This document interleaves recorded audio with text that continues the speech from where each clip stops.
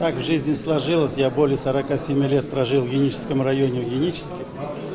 И 20 лет проработал руководителем самого большого хозяйства и 10 лет главой администрации Генического района. Мне абсолютно каждый уголок этого района знаком. Я знаю все население, которое есть. Местное население к этому относится отрицательно.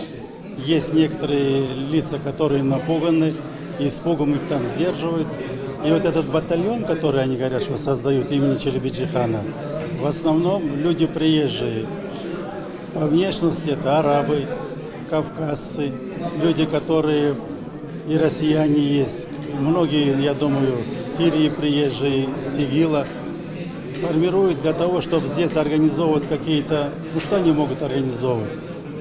Ну, не дай бог, конечно. Я думаю, наши структуры, которые в Крыму находятся, и Российской Федерации, каждого прослеживают. И сегодня у нас покой и нормальный. Пугают теперь тем, что, я думаю, терактами какими-то. Для подлого человека и для той власти, которая не имеет ни лица, ни человечности, они готовы на все.